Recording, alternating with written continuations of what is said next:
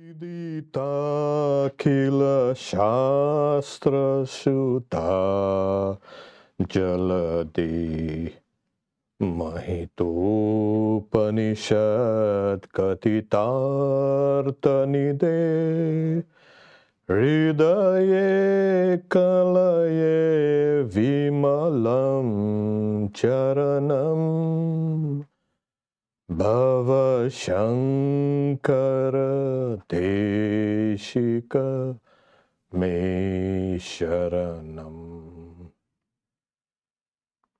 Karuna Varunalaya Palaya Mam Bhava Sagara Dukha Vidu Naridam Rachaya Kila Darshana Tattvavidam Bhava Shankara Deshika Me Sharanam. O knower of the entire scriptural ocean of nectar, O expounder of the essence of the great Upanishadic treasures, I meditate in my heart on thy pure lotus feet. O great Guru, Shankara, be my refuge. Protect me, O ocean of compassion. My heart is afflicted with the pain of the ocean of worldly existence. Make me a knower of the truth of all the philosophies. O Shankara, O great teacher, O Guru, be my refuge. These two verses are taken from Totakacharya's 8 verses on his Guru. Totakacharya was one of his principal disciples, Shankaracharya. And the tradition goes that he was considered to be a little duller than the other disciples. And they were all waiting for him, for Shankaracharya to begin giving his class.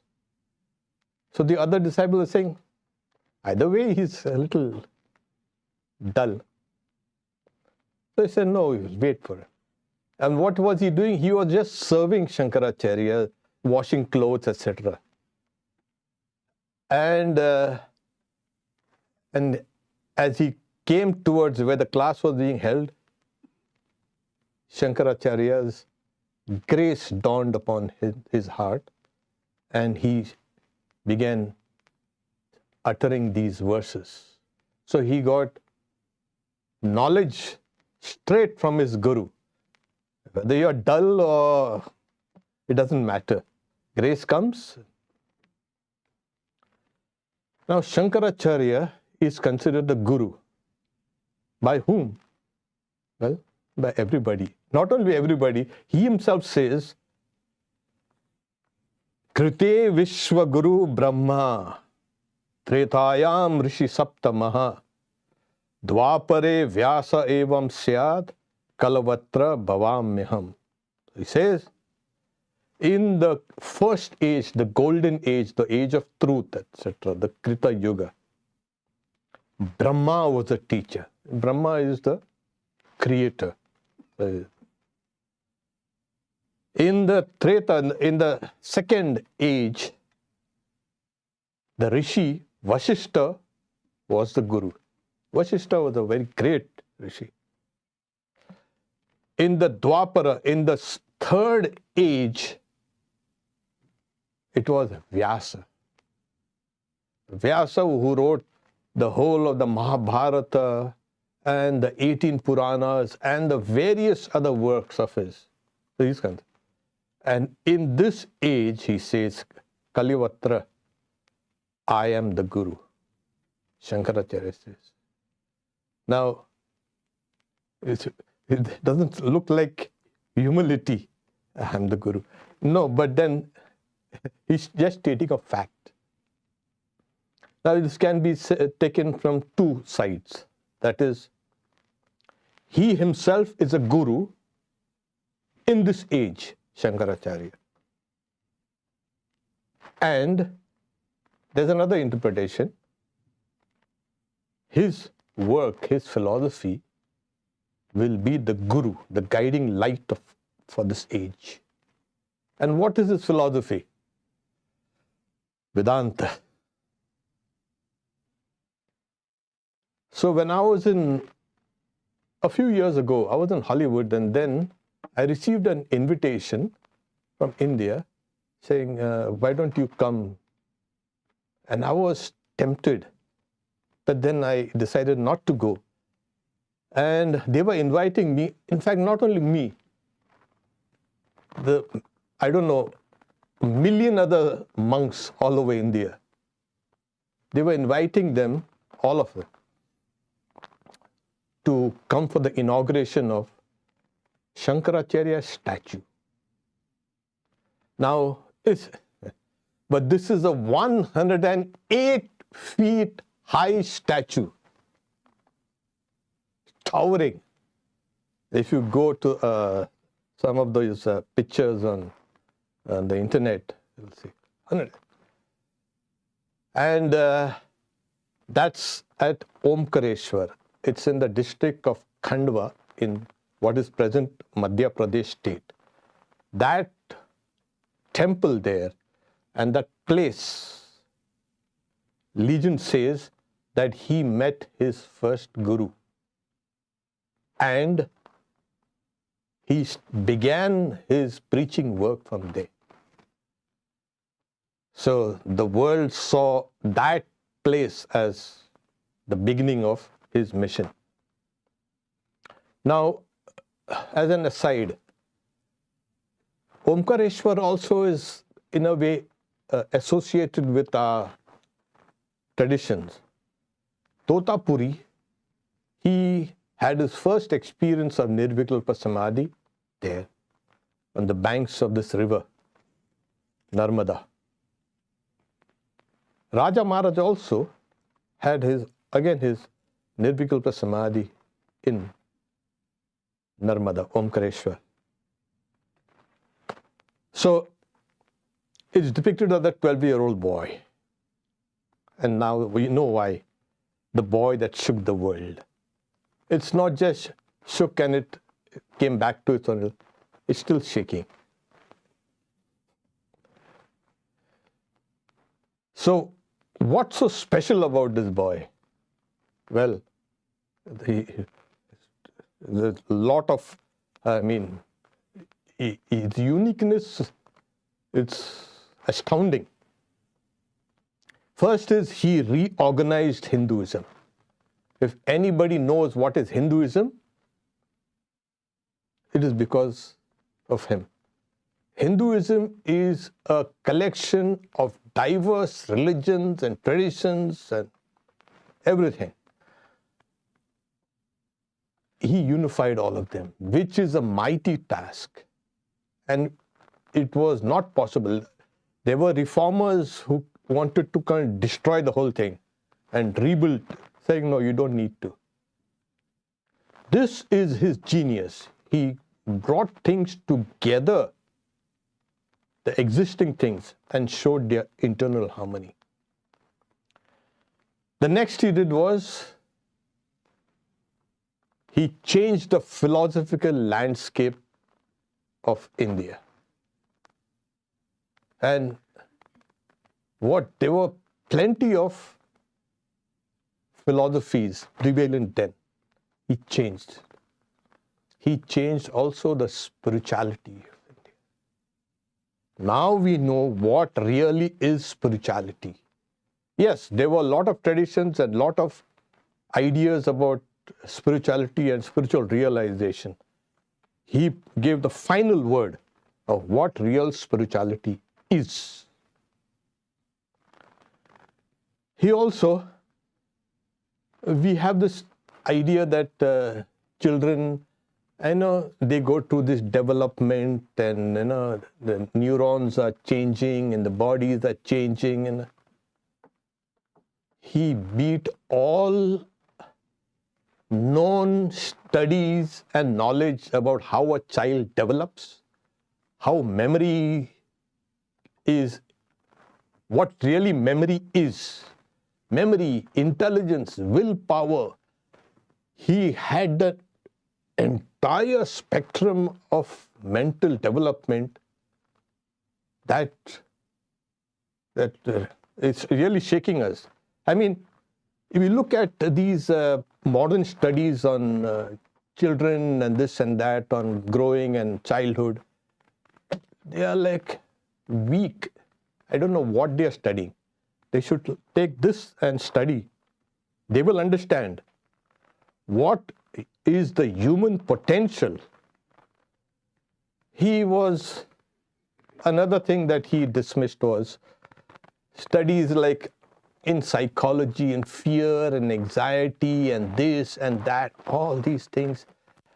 His mind was fearless, free from superstition. And that smashed all, even today's modern psychology. These books on psychology and neurophysiology and biology, I don't know what they are studying. They should study something like this. And forever, we have now been given a kind of a standard to measure ourselves. What human potential can be. When children of his age play in dirt, he was studying the Vedas. And with the Vedas, to crack the Vedas, you need to have the knowledge of Sanskrit, the knowledge of ancillary scriptures, and then you plunge into it. He also showed the world what real learning is. Reading or studying or rote, memory, nothing. All these things are useless. Real learning is that which is transformative. And you could see what real knowledge was his. He showed us what. Otherwise, we are just skimming the surface of things. We know the words of things. As in his Vivek Chudamani, he says, Shabda Jalam Maharanyam.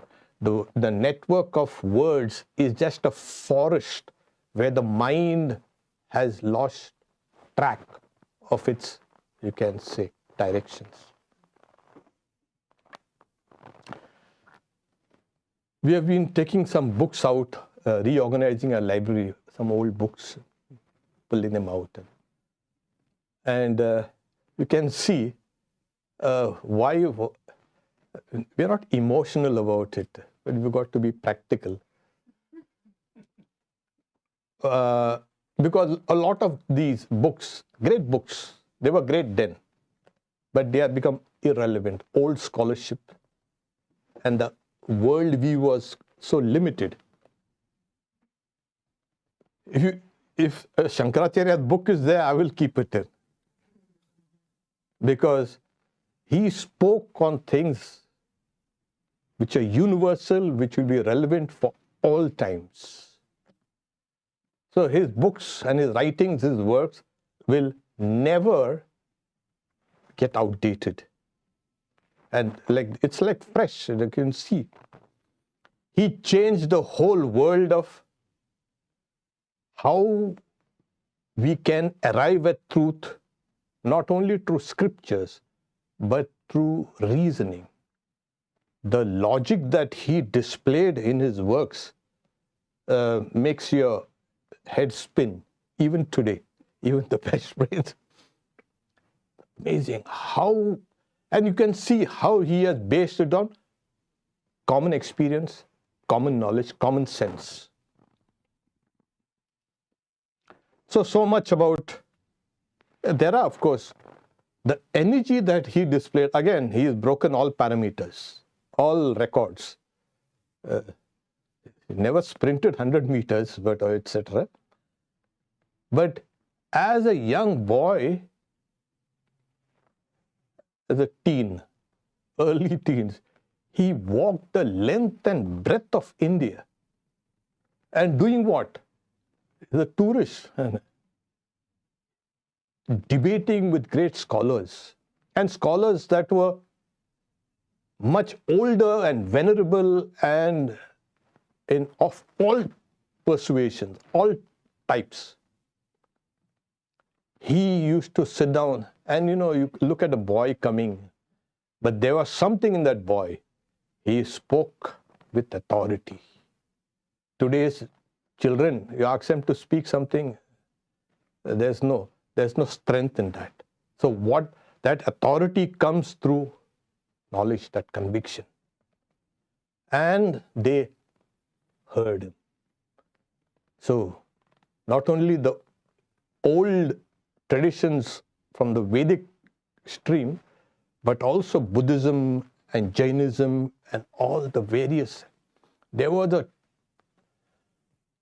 That time was a kind of an intellectual and a philosophical kind of struggle that was going on. The whole thing was, as it were, the world was tossed with various kinds of philosophies competing and debating with each other. And he comes and quells everybody. And not only points out their flaws and said, this is what you need to adopt. And in today's world of atheism and deviant forms of spirituality, his is the voice that now people are turning to understand what really religion is, what spirituality is, what philosophy is. And it's especially interesting because what happens is, even if you're an atheist or an agnostic or anything, you read his books and you'll find yourself agreeing with some of his conclusions. And we can see how in this age of chaos and division, there is, as he pointed out, the idea of oneness and unity and all these things. So it was customary to assign him a date, 788 Common Era. Now, the current scholarships, modern scholarship as they say, puts him around between 700 and 750 Common Era during that time. They say that he lived for 32 years. He was born as a result of prayers from his father, Shiva Guru, and his mother, Aryamba, to Lord Shiva, because for a long time they were without children. So they're praying. And so he was, as they say, the result of their prayers. That old temples and his birthplace still there. I remember going there and I was so fascinated. That place, it's more or less untouched by modernity. And there's a river there called the Purna River, Periyar, where he used to bathe his mother, and they used to come and they chant their prayers, etc. So his life has been spoken of variously. And of course, behind such a huge personality, legions all come and attach themselves to it. And sometimes some of these legions are mind-blowing. One of the legions is Shiva agrees that he will grant him a son. So he's saying, do you want a child who is young, brilliant, but short-lived, or a dull, long-lived son? So the father said, brilliant, short-lived son is better than a long-lived dull one. And so he said, and he said 16 years. He would pass away when he was 16. So father agreed. Or anything better than something that.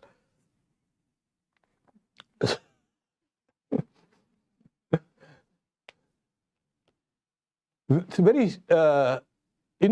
his father and mother were not ordinary. You can understand.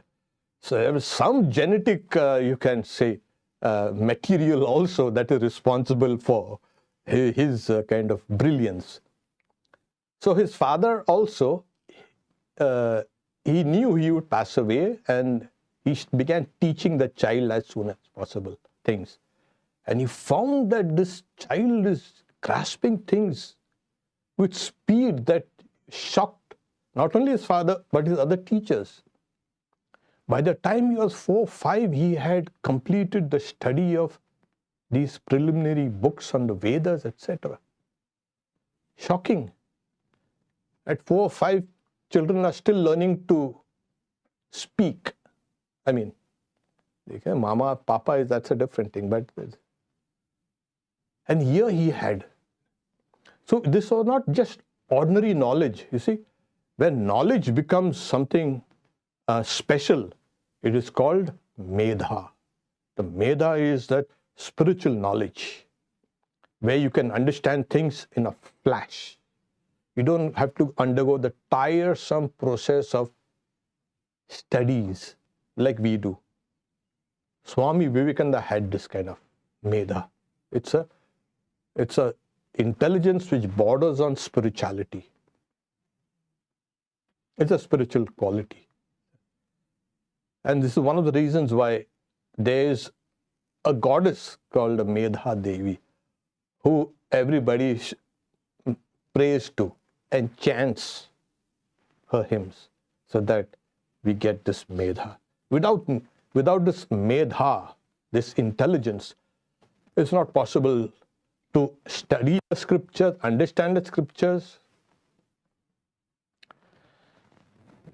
So he had this tremendous capacity. And imagine he had this capacity, and he was showing signs of it since he was just a toddler. He was born in that family, a very pious family. They were Nambudri Brahmins. So they were. And even today, you'll find that they lead a very rigorous life.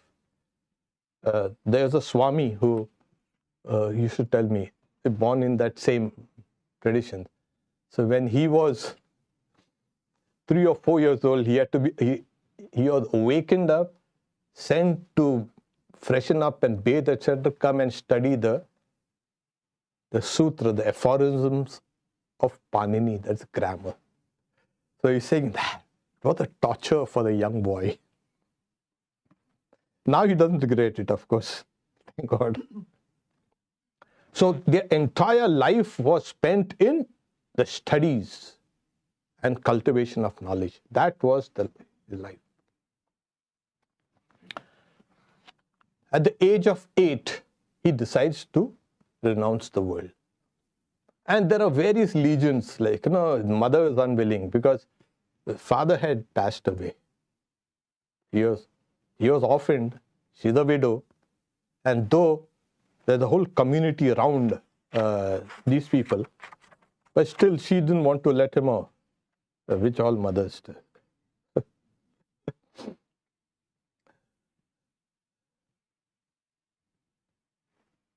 So when he was 8, he convinced her.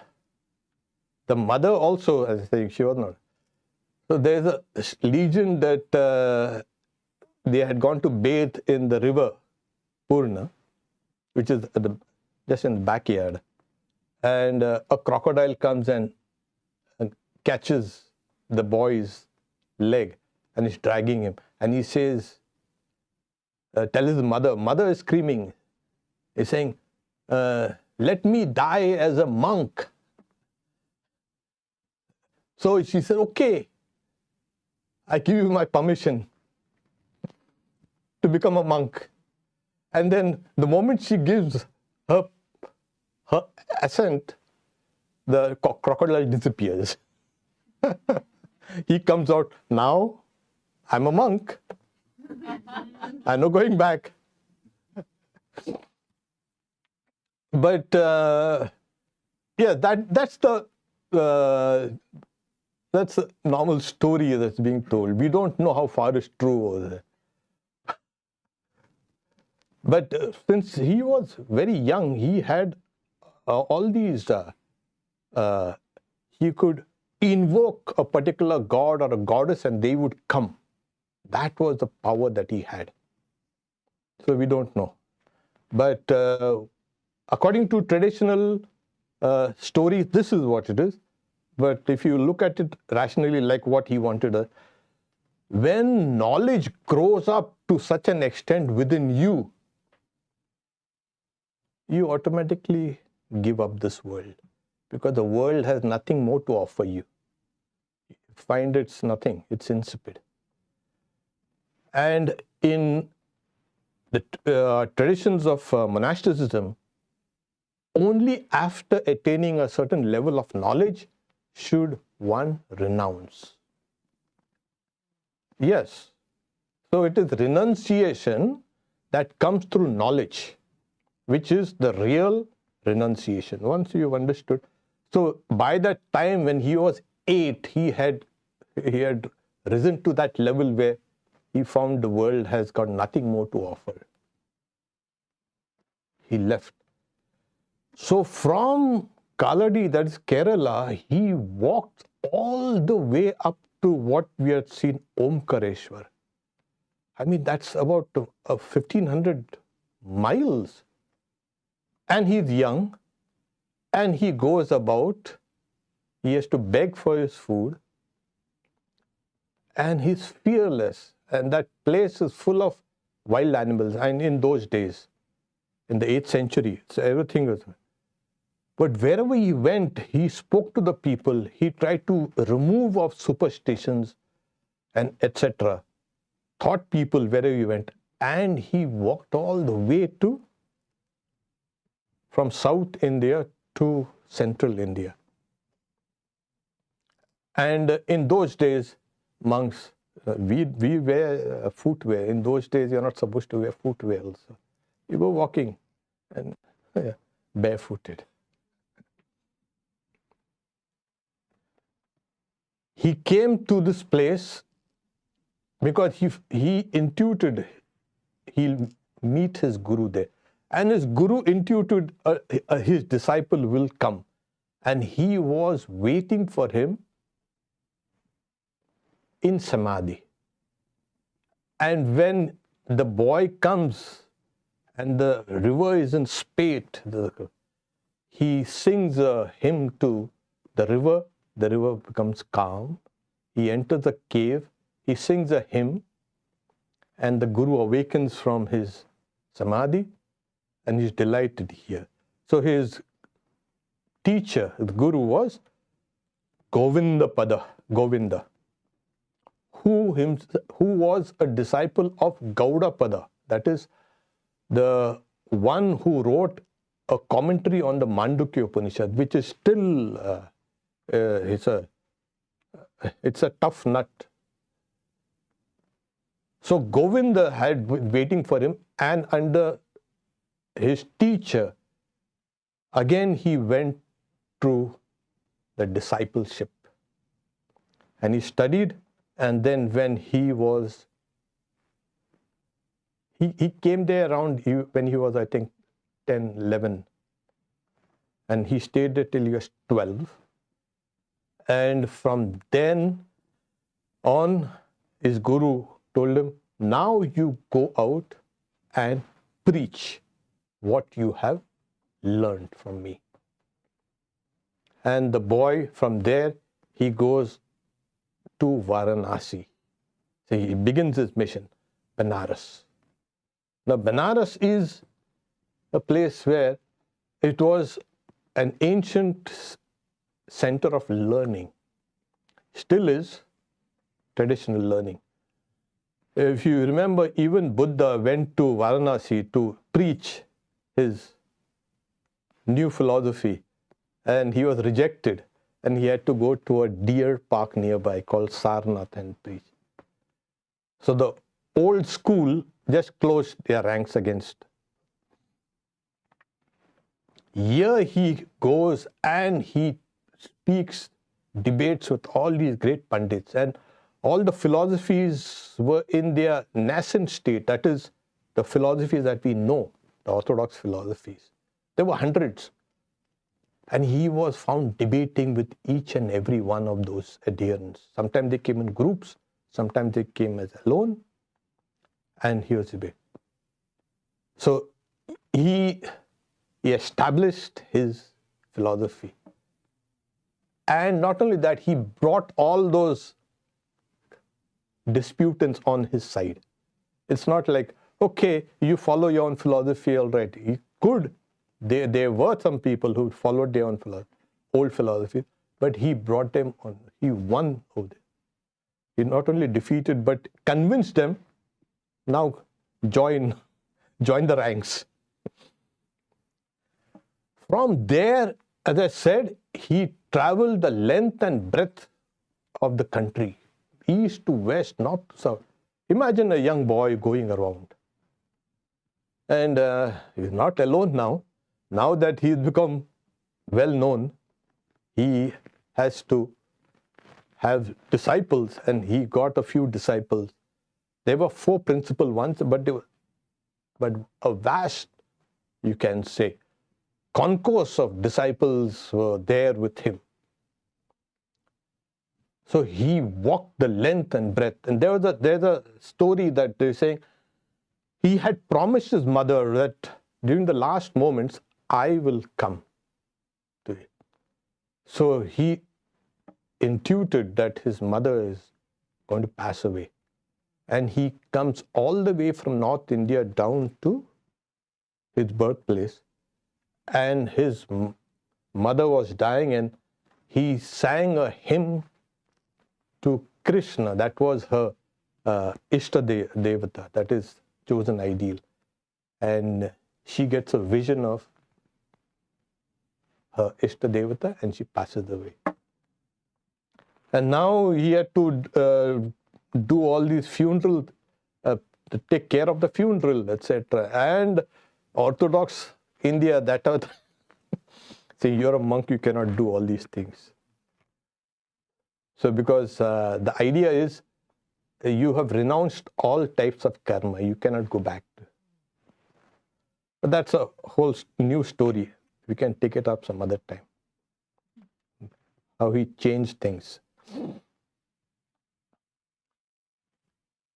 So at one point of time, to really establish himself as the greatest, you had to ascend the throne or the seat of omniscience. It is a seat which was there, which was guarded by great scholars at every portal of the temple. You know, the temple of the Mother Sharada, that is Saraswati. And so at every step he is challenged by these pandits and scholars from different schools. And that was the final, you can say, test. And he beat all of them. And he goes and ascends that. So there's that hill called Shankaracharya Hill in Kashmir, where the temple stood, and he took. Now he was the one who was the greatest, philosophically the greatest. So his conquest of the quarters, as I say, it's called a Digvijaya, the conquest of the quarters. Wherever he went, like I said, he tried to build up the idea of harmony between all these warring and disputing sects of yogis and this and that.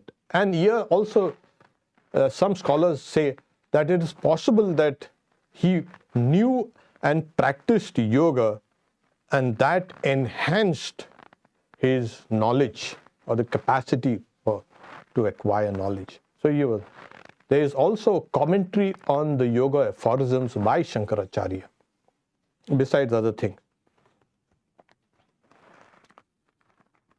What did he do?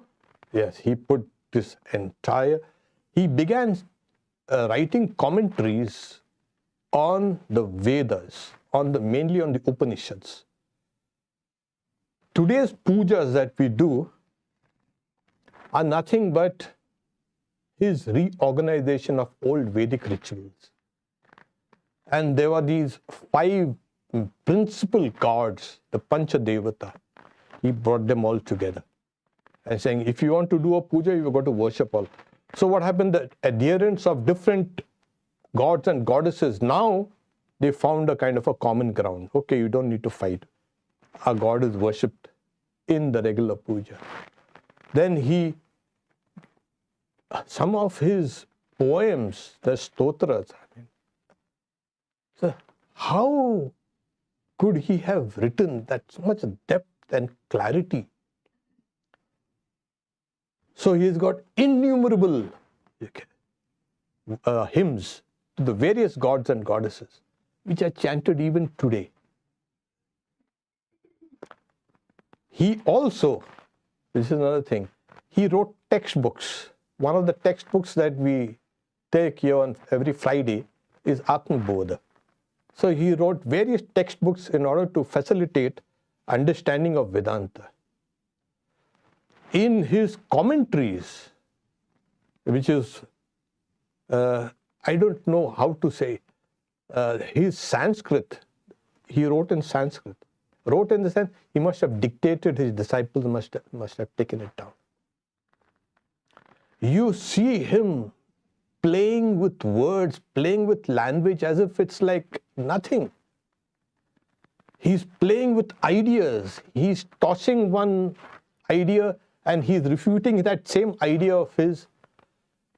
So it's an intellectual, you can say, journey, a delight. At the same time, Sanskrit is so easy to understand. Later on, you find Sanskrit has become so difficult. Of course, when you talk about philosophy, the language seems a little kind of tough. But the words he uses are very simple. Because he was a boy, of course. Now, as he kept on east to west, north to south, he went around preaching his new philosophy. What is that? His reinterpretation of the Vedas. And as he was interpreting these Vedas, he set a standard of how interpretations have to be done. And subsequently, every teacher like Ramanujacharya or Madhvacharya or all the other acharyas, they have subconsciously, I tried to refute him by using his own style, which of course is not possible. So he laid as I said, he shaped a philosophical mind. How you got to think philosophically. His writings are vast. The commentaries even on things that are not related to Advaita. Vishnu Sahasranam, that we have this great commentary on this. He also says Saundarya Lahari. That's a very esoteric text of the Tantras. Ananda Lahari, etc. So we have him not only fixed in one Advaita, but he was multifaceted. He spoke, wrote and commented on every other type of scripture. And this is the hallmark of a Vedantin, a Advaita Vedantin. He will not have any dispute with it. He will show you what exactly this philosophy of yours finally concludes. It has to end in the unity. And he showed, as we know, his philosophy, all cells in the universe are united in that absolute Brahman. He says, Slo kardena pravakshami. I'll tell you in half a verse what he's saying, what 1,000 books on Vedanta speak. Yaduktam grantha kotivi. What do you say? Brahman alone is real. The jiva is unreal. And it is nothing but Brahman. Then Brahma Satyam, Jagad Mithya. The world is. Now, people say it's an illusion. It's not an illusion in the ordinary sense of an illusion or a magic. You are seeing something which is not there, which is something else. You are experiencing the reality, but you don't know it. So today, in this world of consciousness studies, everybody is studying consciousness. You can see how he studied consciousness from the traditional standpoint. He could have taken a kind of a separate path to the study of consciousness. But in order to establish the Vedas and the Upanishads and the scriptures, he took the help of this. And he elaborated their philosophy. And he showed that there is a continuity. Then he organized all the monks. Oh my God, which was the big thing. All the monks and all the yogis everywhere. And they were all having their own philosophies, etc. Because he knew if these guys can be organized, then they can preach in a united way. So we also form one of the branches of monks that he had reorganized. And he had these 4 main centers, monasteries, in the north, south, east and west, gave it to 4 of his disciples and their disciples, and saying they were responsible for keeping this Vedanta philosophy intact and without any kind of corruptions. He also reorganized this Kumbh Mela. We've seen all these huge people going around for Kumbh Mela. What's Kumbh Mela? Oh, is it the 12 years? It was because of him. He said, hey, you better do this. And everybody said, okay. Look at this boy telling people, hey, do this and do that. And they're doing it. So the idea was not only to bathe at a very auspicious time, but if you have any philosophical disputes amongst yourself, come there and settle it. That was the idea. In his commentaries, you can find he's speaking about oneness, unity of all life, all minds, and this and that. And sometimes you wonder, how is this? He had kind of anticipated what science and what modern knowledge will arrive at. And he says that all life is one. It has sprung up from one source.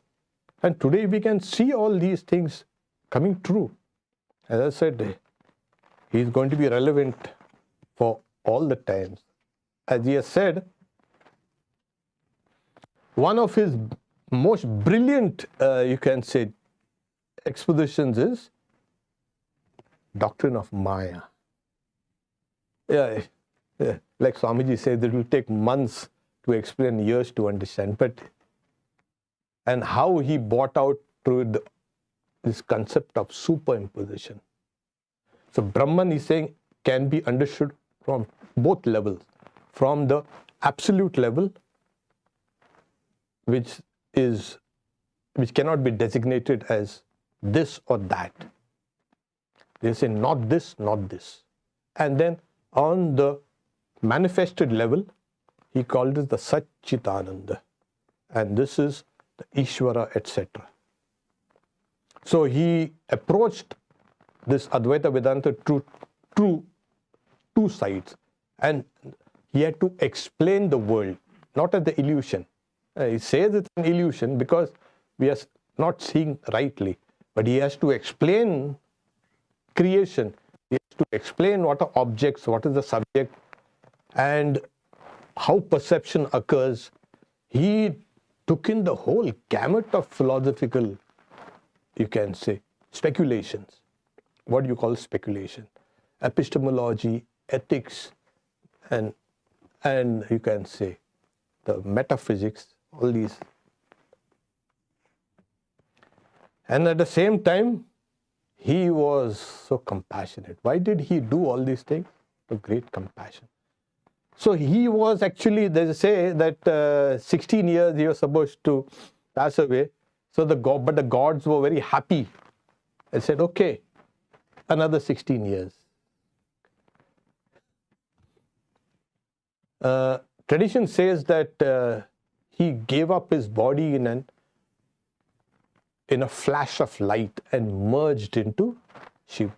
If you go to one of those ancient temples up there in the north, so you'll see a statue. I remember when I had first gone there, a white semicircular wall with only a hand holding that staff of a monk.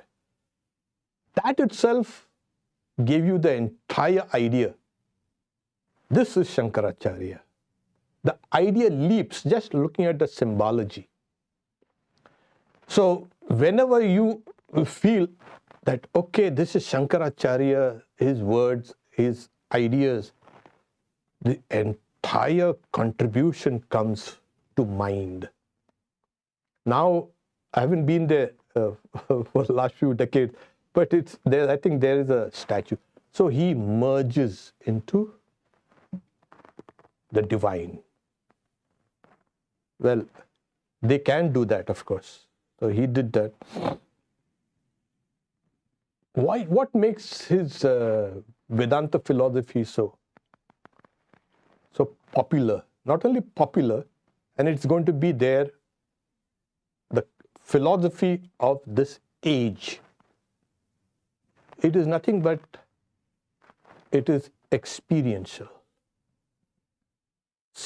After he has begun preaching this philosophy, this is the way your mind has to be shaped. He shaped your mind. This is how you got to shape your mind. I want to be a philosopher. You first prepare your mind. And that's what he said. You cannot have. Otherwise, you come to philosophy with hundreds of your biases. You cannot come to philosophy and study philosophy with all your biases. No. Then he shaped. Is he still shaping? Yes, he is still shaping the world's minds. Those who come to study philosophy will have to follow his methods to be proper philosophers. And what is philosophy? Darshana. It has been experienced over and over and over for the last more than 1,000 years. It has been experienced. So that's why every time somebody experiences a philosophy, it puts on more solid foundations. There is no doubt that this philosophy can be experienced and put into practice, and it will be for the good of the world. Well, that towering statue there, kind of as if we're gazing over the entire world that he shook. Not physically also. That even a big earthquake can shake the world physically, rattle it. But the world of thought, which is really important. He shaped the world of thought, and it will be there for all times. So this is the story of that boy who shook the world. And on Friday, we celebrated his birthday. He is the epitome of what a jnani, a person of knowledge should be, what a bhakta should be, what a yogi should be, what a karma yogi should be. Nobody worked as hard as him. Yes. Imagine working since he was a kid. And for 32 years of his life, he kept on working. So no one is there like him. There will be no one. And yet at the same time, his love was so intense. He went out of his, and you can see parallels between his actions, and later also there are people who have taken up some of they kind of, like Sri Ramakrishna, when he decides to have his first alms from a poor woman, and his family is saying, you shouldn't do that. You have to take alms from some pious, recognized, holy, orthodox families. He said, no. Sri Ramakrishna was very adamant. I gave that poor woman my word. Dhani, her name was. I'm going to stick. And he did. And his brothers relented. Shankaracharya also was like that. He goes to a house where the woman is so poor, and he finds she has nothing. She has just one myrobalam, that amlaki. And he sings a hymn to Mother Lakshmi, and Mother Lakshmi is so pleased. And she confers treasures on that poor woman. He was for the poor. It was not only he moved around in these high circles of pandits and this and that, but his attention and his sympathy was there for the poor. And these were some of his hallmarks, which you find in the lives of people and saints later also, these similarities. And you can see how Sri Ramakrishna also praised him. Swamiji also praised him. And I'm also praising him. And only thing, thank God for his birth. He came. I don't know what we would have been fighting and philosophically fighting against each other. So his voice, the voice of authority, is kind of some divine voice. Put an end to all our troubles, if you only learn, and if you want to improve. Om Shanti Shanti Shanti Harihi Om Tat Sat Shri Ram Krishna Arpanamastu. Before we can take the questions, there are no questions here. This evening we have Ram Nam, 7 p.m. after Aarti. We all welcome. No questions, so in-person questions can be had over coffee.